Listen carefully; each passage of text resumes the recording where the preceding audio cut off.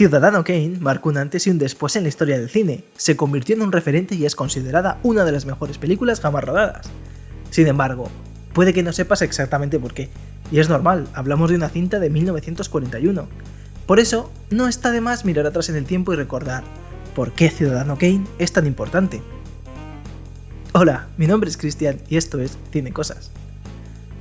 Para hablar de Ciudadano Kane hay que hablar de Orson Welles, que es su director. Esta fue su primera película y tenía tan solo 25 años, lo cual es una auténtica locura, pero es que el tío ya apuntaba maneras. Cuando era adolescente, trabajó en un teatro de Dublín, pero no tardó en trasladarse a Nueva York. Allí fundó la compañía Mercury Theatre, que fue ganando terreno en Broadway gracias a éxitos como Caesar, The Shoemaker Holiday o Heartbreak House.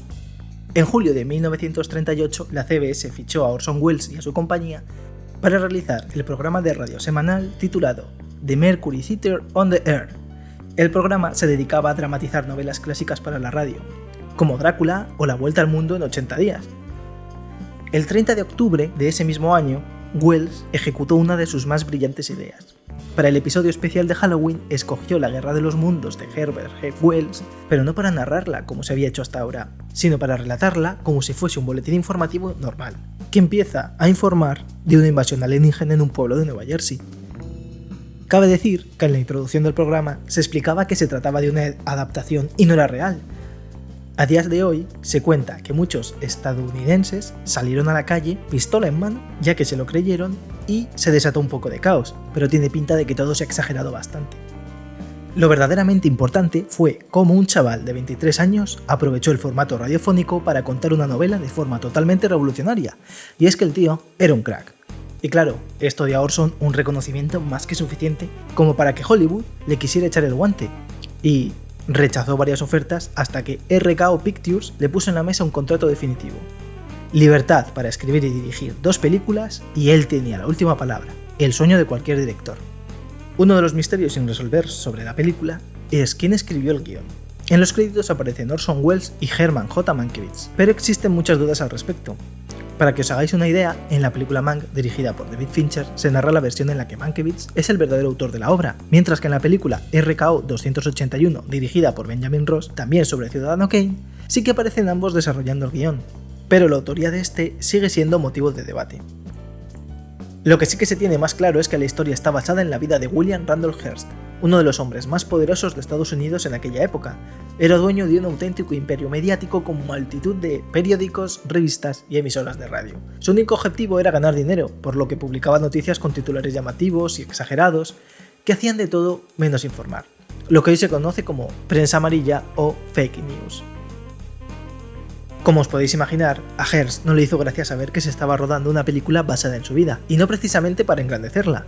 Cuando se enteró, intentó por todos los medios evitar su estreno, boicoteándola con sus periodistas e incluso presionando al resto de estudios para que compraran todas las copias y las destruyeran. Por suerte, la Gran Depresión estaba mermando el poder de Hearst y el estudio RKO no cedió. Ya sabemos cómo llegó Orson Welles a rodar Ciudadano Kane, también hemos visto de dónde surgió el guión, pero ahora viene lo mejor. Las ideas más relevantes y que la convirtieron en un referente absoluto y, como decíamos al principio, en una de las mejores películas de la historia. El aspecto que más se suele destacar es el uso de una gran profundidad de campo. Junto con Greg Toland, el director de fotografía, Welles consiguió que todo lo que se veía estuviese en foco. Esto, unido a planos largos y una buena puesta en escena, hizo que pudiésemos observar acciones ocurriendo en primer plano y al fondo simultáneamente. Un buen ejemplo de esto es la famosa escena en la que a través de una ventana vemos jugar al pequeño Kane mientras sus padres firman un contrato en el interior de la casa.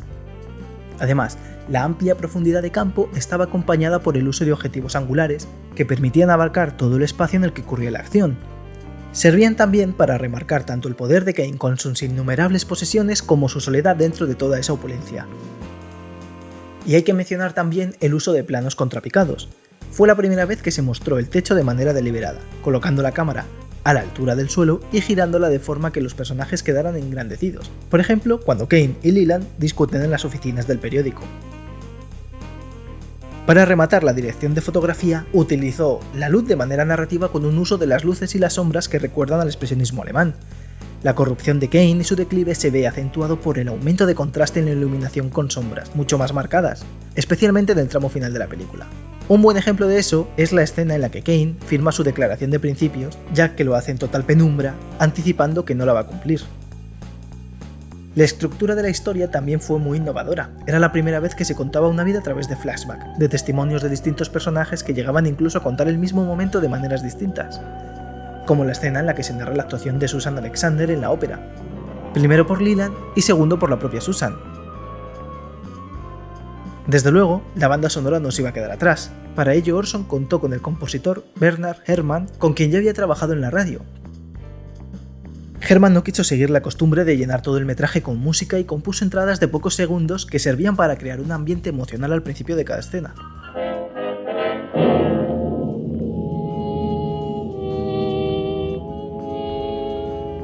Al igual que para Orson, esta era la primera película de Herrmann, el debut de uno de los compositores estadounidenses más aclamados de todos los tiempos. Alguna vez he escuchado algo así como que Orson Welles no inventó nada, pero que lo descubrió todo. Es cierto que no fue el primero en llevar a cabo muchas de las técnicas que he mencionado hasta ahora, pero desde luego nadie las aplicó como él. Juntó todas las ideas, fueran originales o no, y las utilizó para construir un lenguaje que apuntase en una dirección. Ciudadano Kane es el cúmulo de aciertos, de buenas decisiones y la mayoría de ellas sorprendentes para la época, y más aún si recordamos que la dirigió un joven de 25 años sin apenas experiencia en el mundo del cine. Porque imaginaos empezar vuestra carrera cinematográfica con Ciudadano Kane. ¿Y ahora qué?